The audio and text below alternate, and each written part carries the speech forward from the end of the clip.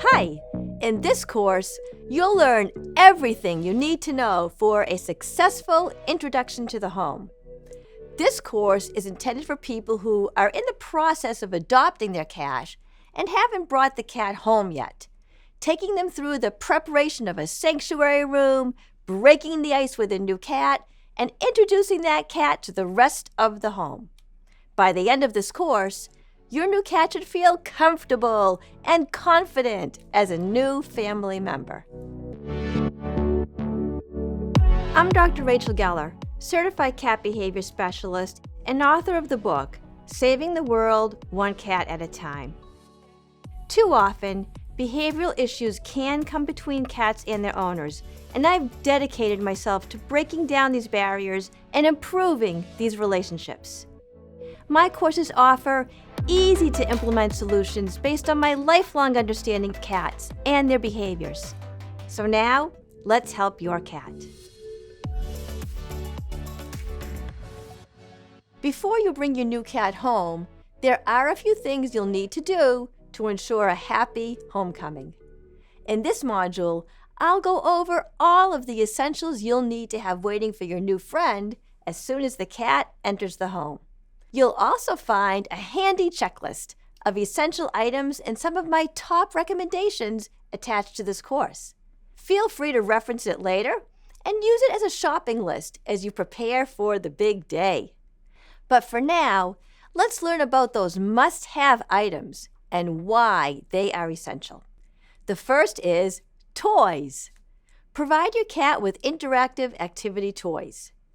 Interactive toys such as puzzle feeders are very important for solo play for the cat when you are not in the room with her, so that she is busy and focused on figuring out fun and engaging challenges. A puzzle feeder is a type of toy where the cat has to accomplish a task, or position the toy in a certain way, or make parts of the toy line up just right in order to get a piece of food doled out.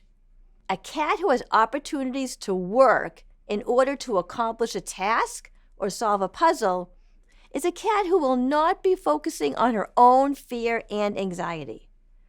Most cats do have fear, anxiety, and stress when they are moved to a strange place. For the DIYers out there or the budget conscious, a ball or crumpled up piece of paper in a tissue box is a nice low-cost option to keep a cat interested. Next on the list is hiding places. Provide accessible hiding places like a cat tunnel or a cat cube or even a box on its side. While a lot of newly adopted cats will tend to hide under beds or couches, the difference with these types of hiding places is that they allow you to be near your cat in a non-threatening way.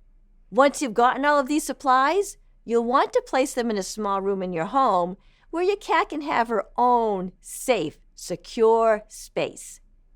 This space is referred to as a sanctuary room, and it's a critical part of welcoming a new cat home.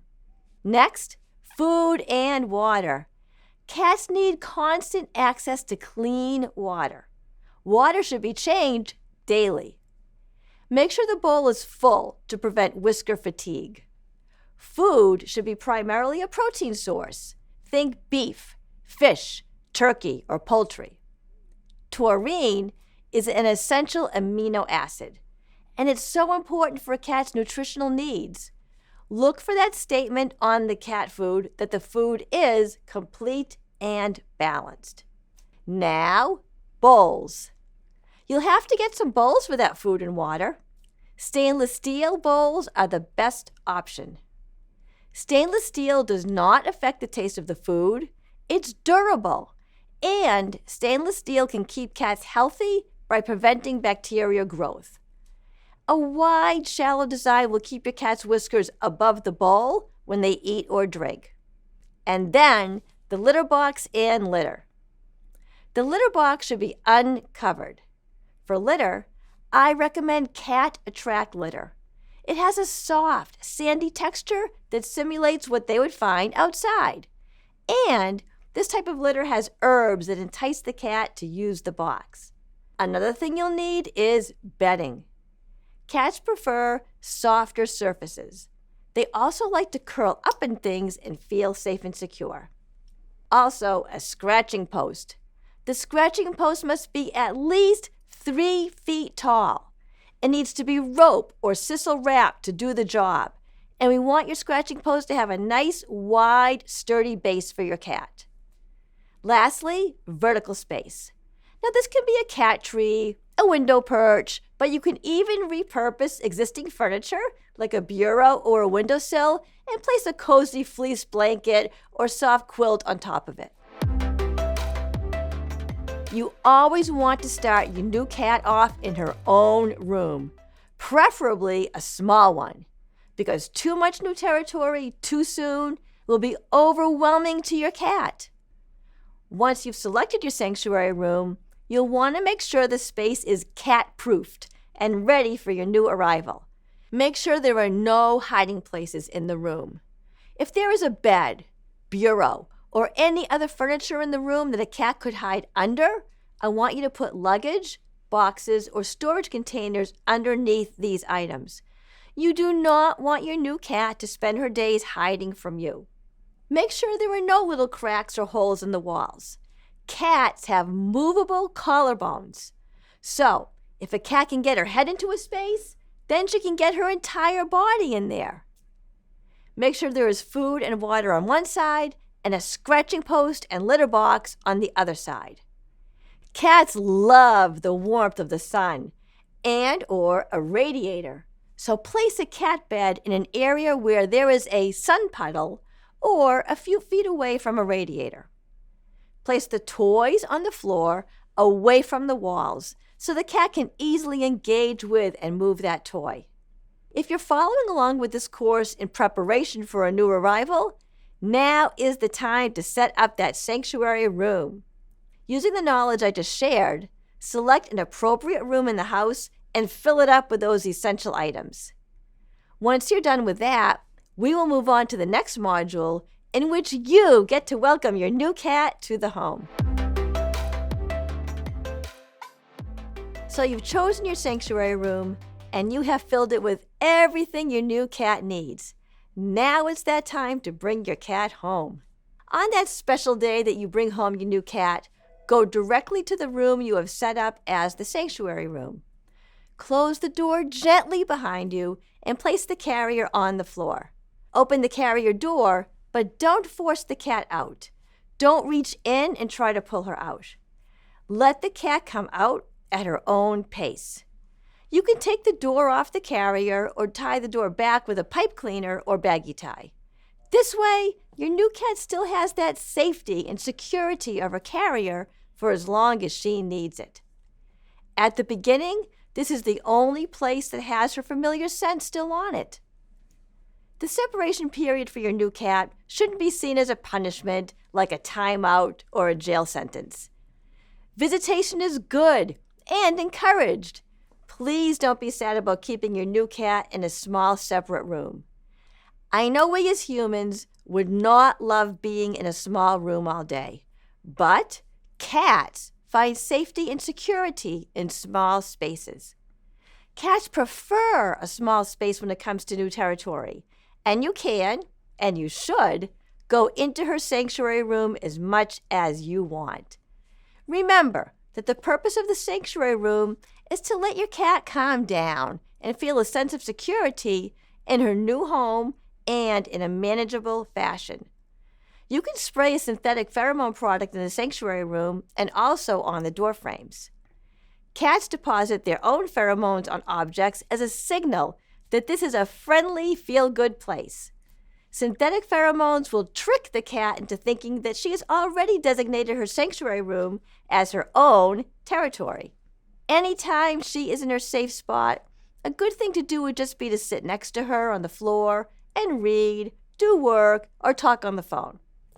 Find that spot where your new cat will accept you and be near her as often as possible. Sit on the floor and do your own thing. Call some friends, call some relatives, update your Facebook, work on your laptop, do some reading. You get the idea. A good rule is to have something in your hands and be looking at that item in your hands. Don't make any overtures towards her so that, from her point of view, you come off as non-threatening. She will eventually feel that it is safe to come closer and to investigate you. It helps to get down to the cat's level when interacting with her instead of towering over her, so try to sit on the floor as much as possible. If you can't sit on the floor, use a pillow or a low chair. Be sure to hang out with her as much as possible, but don't reach for her or make that first move. Follow her lead. Let the cat set the pace of the interaction. In these matters, it is always best to go at the cat's pace. Be calm, be encouraging, be supportive with your voice. The cat will understand. Let your new cat go at her own pace. Casually greet her with your voice when you enter the sanctuary room. When she does venture closer, maybe she sniffs at your fingers or your shoes. Just act as if this is not front page news.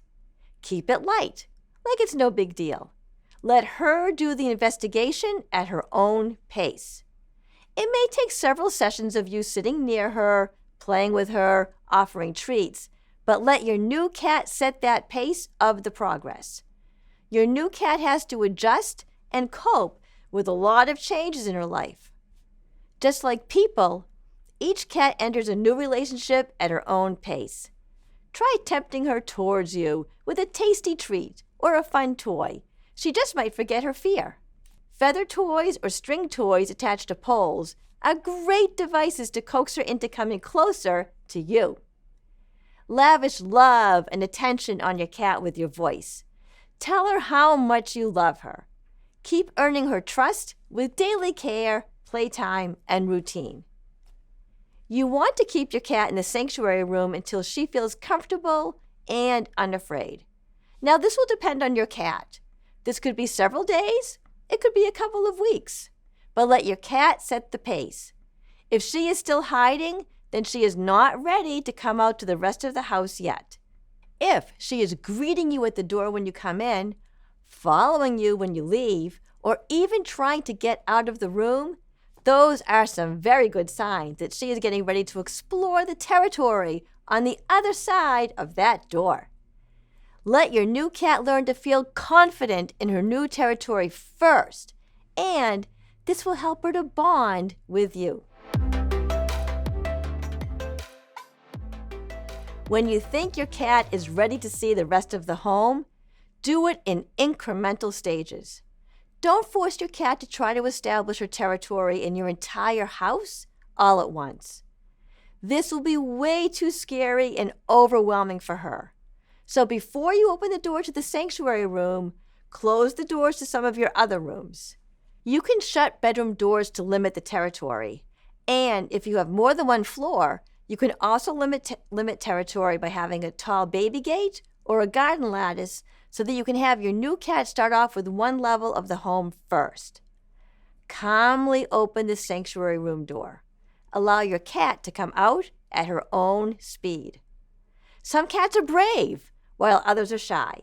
Some cats are excited to see and smell everything, where other cats may want to take it one step at a time. Let your new cat determine how far she will want to go. As the cat comes out into the main part of the home, use a fishing pole type toy to distract her if she does become nervous. Keep the out of the sanctuary room sessions short at the beginning. It is way better to do several short sessions a day and let the cat out gradually to get to know her new environment. During these roaming sessions, set up more than one litter box in a couple of areas that you have chosen that you want as the permanent locations. This way, your cat can get to know the other areas where the litter boxes will eventually be located, while still having that security of her litter box in the sanctuary room. I always recommend keeping the sanctuary room set up for a while, even after it appears that your new cat has settled into her new home. This provides a sense of security for the cat, knowing that she has her safe space if she needs it. By presenting your home to your cat gradually, you can decrease her fear, anxiety, and stress. Following these steps will result in a happy and confident cat who is bonded to you and her new home. Thanks for joining my course, and I do hope to see you in the next one.